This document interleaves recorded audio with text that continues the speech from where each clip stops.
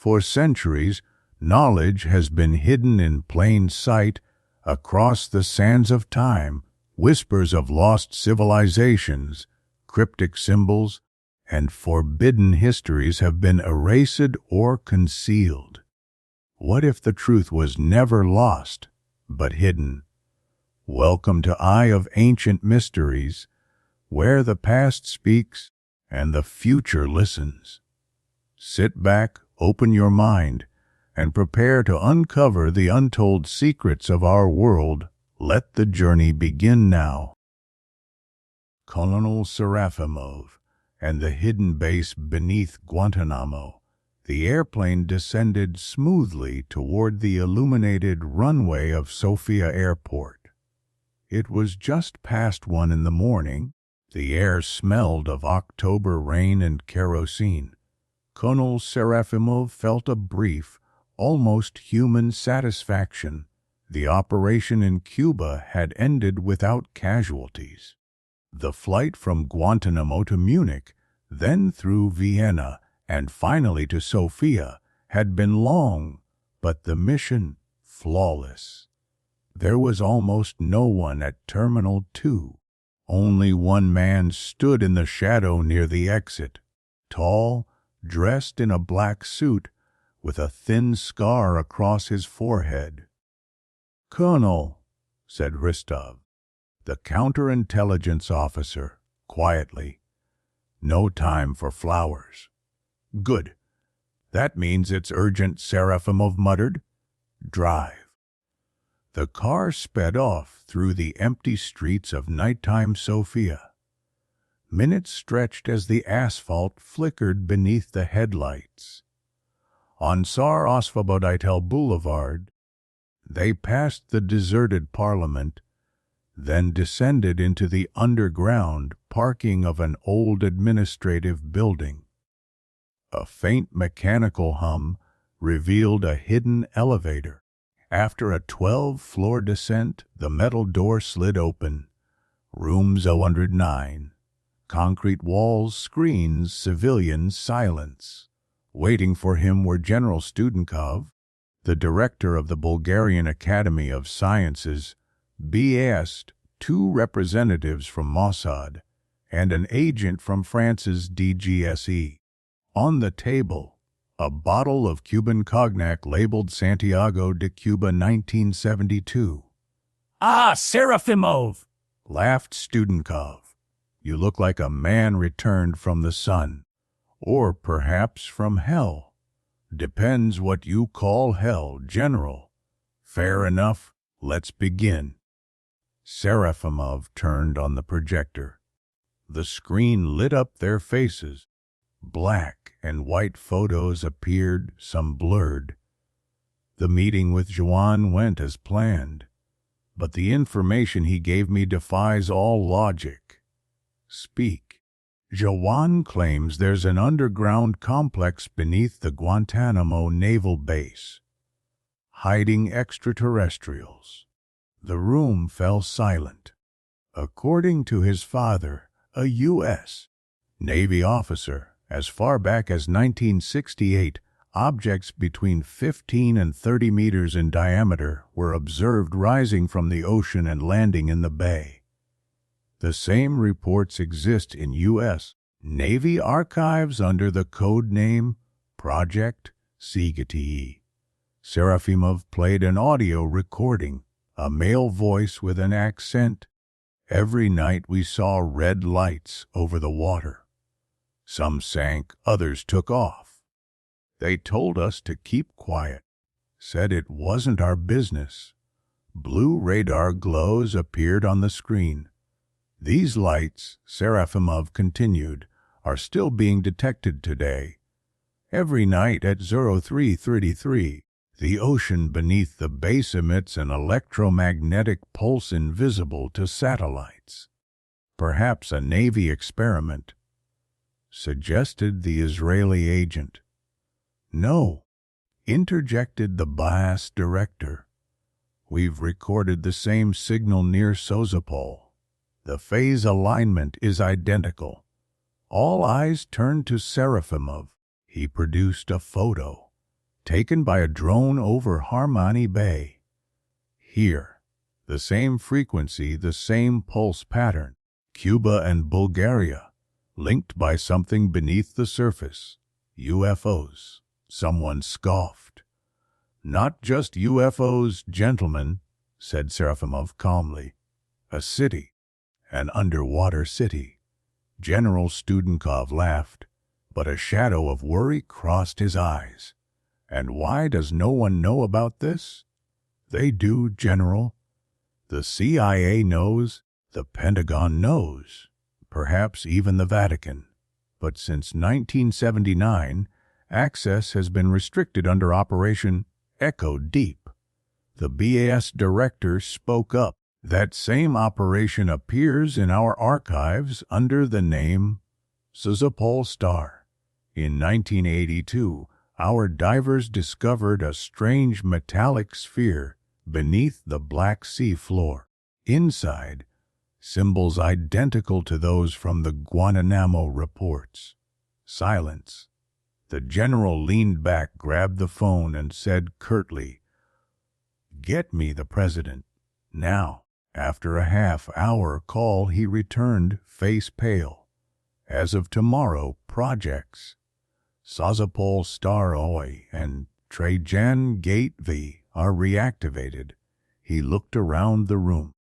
For now, no one leaves. Hours later, Serafimov stood alone in the hall. The projector still glowed.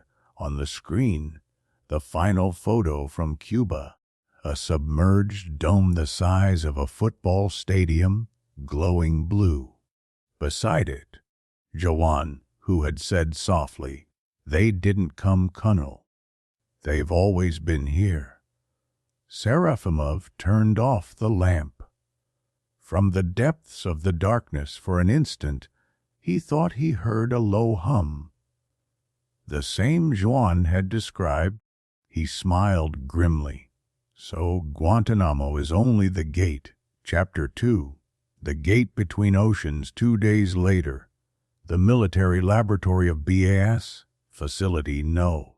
47 near Kopristitsa. Fog lay heavy among the pines, and in the valley, deep underground, Colonel Serafimov watched the monitor of the Magnet 3 device. 2 signals pulsed on screen. One from the Caribbean, one from the Black Sea. Match 99.7%, whispered the operator. These frequencies are connected somehow. Not somehow, corrected Serafimov. Connected by a portal. Professor Dragonov, director of BAS, stood beside him. If that's true, Colonel, we're talking about a tunnel through the planet's mantle. Impossible. Nothing human could build it, Serafimov replied. But that doesn't mean it doesn't exist. That evening, a message arrived over a secure channel from Munich. General Katsarov, Bulgaria's representative at EU HOAM, sent an encrypted file from German military intelligence, the BND.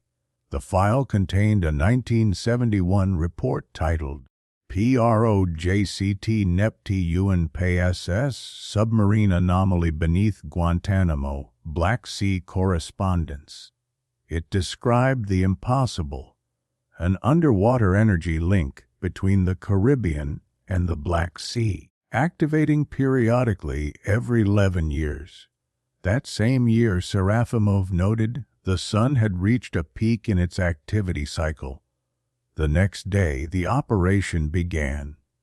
From Sozopol, a helicopter departed with a 6-person team. Serafimov, 2 BAS scientists, a naval officer, a sonar operator, and a cryptologist. Mission codename Trajan Gate V8. At midnight, the ship Rilla reached the designated coordinates 42°24 and 27°42'E. The waves were calm, the sea like molten lead. Center, this is Delta 1. Beginning descent. Confirmed. activating Protocol Neptune. At 30 meters, divers could already see a faint blue glow. At 100, a structure, a vast metal arch, smooth, seamless, as if cast from a single alloy. "My God," whispered the operator. "It's an entrance." "No," said Serafimov. "It's a door." He touched the surface. The metal was warm. Then everything changed. Sensors went wild. Magnetic fields spiked. Time indicators showed impossible values. The sea seemed to vanish. In one moment, everything plunged into darkness, and the next, into light. Serafimov found himself on a shore, but not one he recognized. The sky was violet, the water silvery. Beside him, Professor Dragunov, face pale as wax. "Where are we?" he whispered. "I don't know. Maybe in the future or beneath the earth itself." On the horizon rose crystalline structures, a city of light. At its center, a colossal obelisk bearing the same symbol from the Cuban photos, 3 interlocking circles. "Look at this, Colonel," said Dragunov, lifting a strange object from the sand. It was a half-transparent sphere, pulsing with inner light. When Serafimov touched it, a voice echoed in his mind. Clear, disembodied, "You did not find us. You returned." An instant later, he awoke on the ship's deck. Waves crashed against the hull. The clock showed the same minute they had begun their dive. But the sphere was there, and it pulsed. "Colonel," shouted the operator. "Radiation 0, but the magnetic field, it's growing." "Cover it. No one touches the object. We're taking it to the Bass lab." That night, Serafimov did not sleep. On his desk, a monitor glowed, displaying coordinates from both sides of the planet. Guantanamo and Sozopol. They pulsed in perfect synchrony. It was as if energy was flowing between them. The next morning, General Katsarov arrived at the lab with 2 CIA agents. "Colonel," he said sharply, "the Americans know. They want access to the object." "Too late, General." "Why?" "Because the object is no longer here." The monitor showed an empty containment capsule. The sphere had vanished. Only a faint smell of ozone remained, and a single word etched into the steel in an unknown script. "Par tel a C to Ivy."